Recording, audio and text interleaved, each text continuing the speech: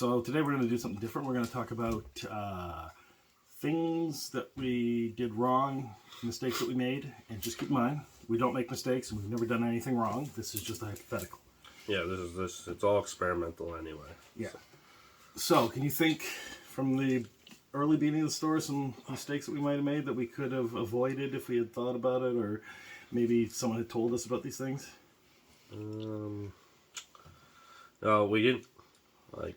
We kind of, I guess, we don't take in pre-orders because we want to avoid that mistake. So that might be a mistake that we make, but also we avoid, I think, at the same time. Well, I mean, we did make that mistake with taking a pre-order for Prismatic Evolutions and then getting zero supply, and then, obviously having to refund the person, unfortunately. And luckily, the person was someone who also had friends that had access to distribution, so they understood that it wasn't us just posting it online to sell it for more, because we literally had none. And if you came in the store for the last, 2-3 months, there's barely no Pokemon, and it's scraps.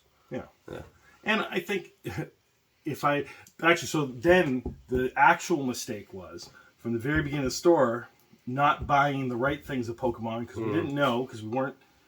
I saw it in videos where people were like Rudy or Gone Rogue Games or RNG Games would talk about all the worthless product, that like the extra little things, and if you buy those then you'll get better distribution. But I had forgotten that, and also those things wouldn't move at all, because like booster boxes and booster packs weren't really moving in 2023 and 2024. So I guess just from an outside perspective, us not taking pre-orders might have been a mistake, but it was only when we took in pre-orders it was a mistake. Yeah. And so I guess we kind of avoided a lot of that with, you avoid a lot of like upset customers for no reason. Yeah. And so I guess one thing we did was we took in we had a lot of board games. Yes. So that was my mistake for thinking that you could sell board games at a quick pace at the velocity that you would need, but they sell at their own pace, but some take over a year to sell, so it's not dead inventory because it'll eventually sell, I guess, but it's not at the pace that Magic and Pokemon sell. So if you're opening a store, just start with the card games that are hot at the time. And also, we brought in Sorcery, which wasn't a mistake because it was hot. But then I also brought in, not Arcane, what the hell was it called? The one from France, the one with the little QR codes on it. Altered. Altered, yes. Yeah, so I brought in Altered. Nobody's ever asked for Altered. No. And I also brought in Attack on Titan from, whatever that other thing that does a bunch of IPs, and no one's asked about that either. Yeah, there's a bunch of misc card games that don't necessarily sell in our town. Maybe if we were in a city and there's like lots of people, lots of random traffic, maybe we need more weeboo traffic. We don't have enough weeboos, I guess. But yeah, that kind of stuff does not move very well. The random card games. So you got to pay attention to what people actually want is the main thing, as opposed to what you think they want. And sometimes we make good guesses because we know certain things and we like certain things, and there's people that like the same things that we like. But often when it's outside of our wheelhouse, when we don't actually know anything that much about it, and I didn't particularly think Altered was that great of a concept, and I didn't really believe in it, but I brought in it because, Sorcery had done so well after its Kickstarter, and I did know Sorcery, and I was interested in Sorcery. So that's a mistake that you make. If you're not passionate about something, and it's on the outside of what is sought after, then avoid it unless you've got the extra capital for it. Also, yeah, like anything that's not competitive or has no competitive scene, there's you can bet that is not going to move nearly as fast as anything that has like a community around it, a competitive community. Even board games that have thousands of people in Discords talking about board games. They'll never move as fast as like Magic compared to. Yeah, you're right, because there's no real competitive scene for board games. There's communities that play the board games, but they don't They're not there every week trying to upgrade their skills. They're collector pieces, essentially. Most board games, I would think, are collector pieces. And things to play when you have company, right? Yeah. Whereas the competitive card games and Warhammer and things like that are things that people want to play every week and hone their skills on. So yeah, I guess you're right about that. So you need I would don't put your eggs in anything that doesn't have a competitive scene at first, especially if you're struggling with capital and you don't know where to put it. I would say look at the top like 4 competitive things, and I would go 20, 20, 20, or 25, 25, 25. And what about supplies? So there's certain supplies that maybe were mistakes to get, like that. A whole lot of the dice sets that had the 7 polyhedral dice, mainly used for role playing games, like that has taken forever for those dice to sell. Dice, things that, quantity for dice, quantity over quality seems to be what people prefer.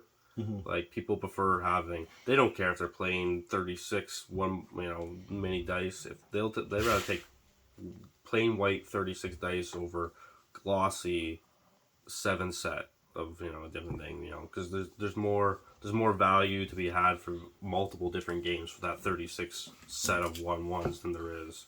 That could also be because there's more competitive people in there, and those 36d6 from Chessex, they work well with Warhammer and Magic as counters, as stuff to roll, and the 7 polyhedral dice are just for role playing games, and role playing games are not competitive in any way, shape, or form. So it goes back to your original point. So what other supplies? Massive paint sets. Don't buy anything don't buy any paint sets that have more than 20 paints in them. Because nobody's starting minis or D&D minis or D&D painting or even Warhammer painting is going to go out and buy more than 20 paints off the go anyway.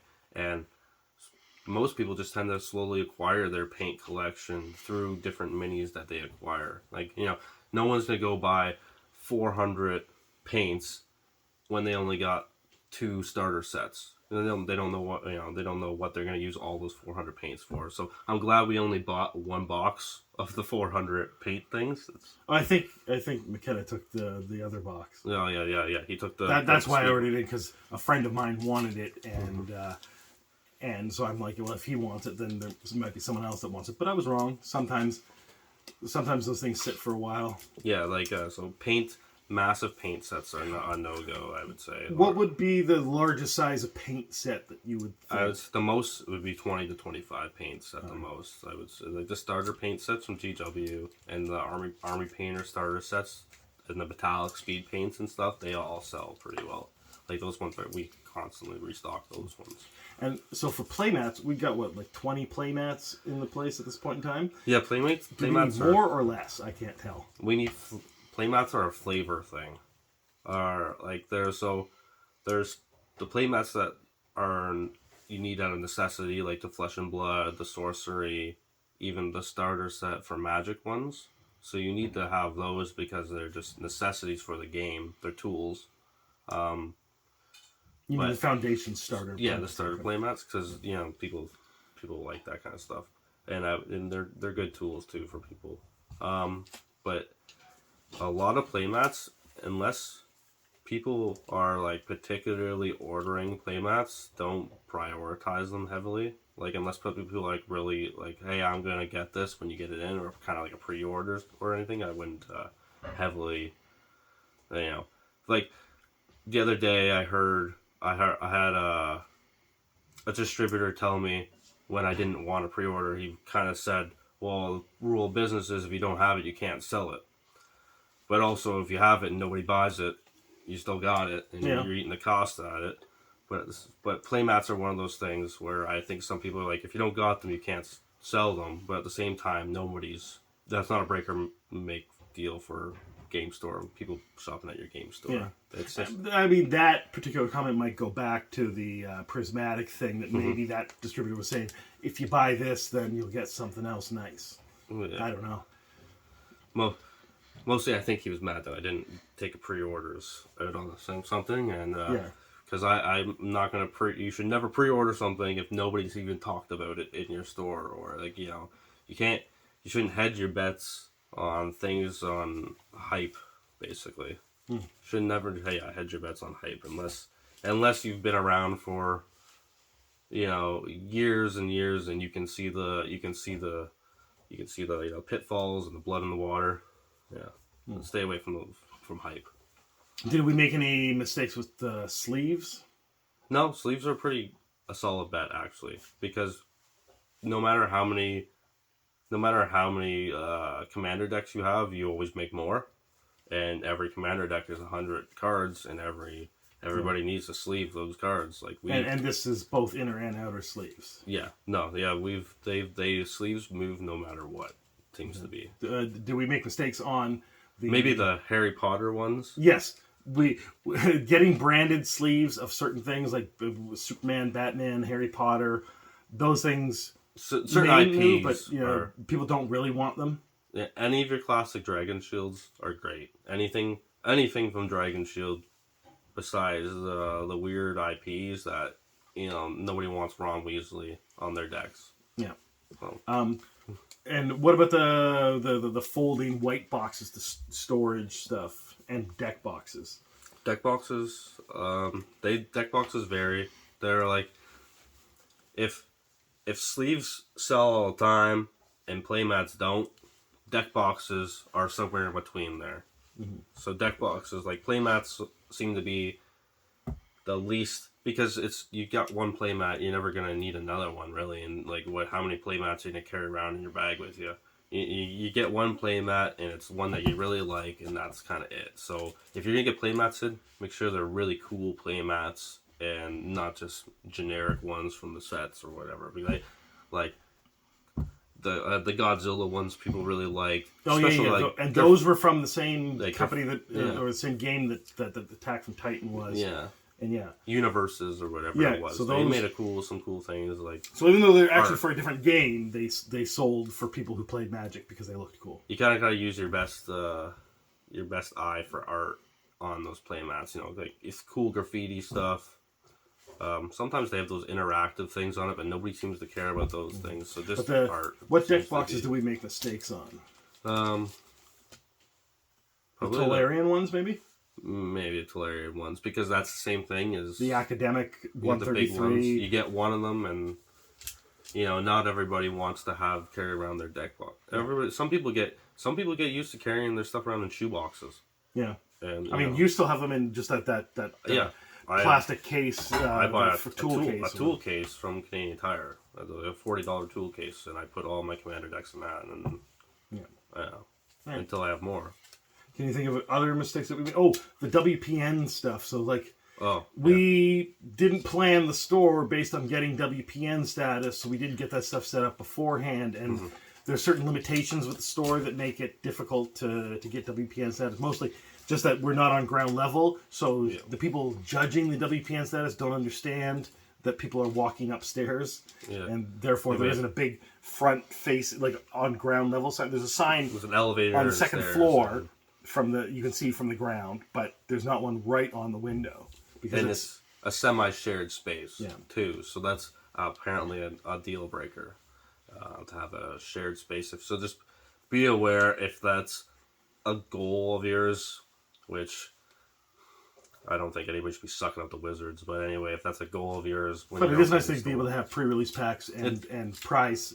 I like giving out prizes to people. So that's nice. It's good for your play community. But if you don't even have a community to begin with, and you're starting the community in your town, then it doesn't really matter. That's weird. That's basically what we did. Like there was no gaming store or place where people can meet. If you build it, they will come. We are the Kevin Costner of our town.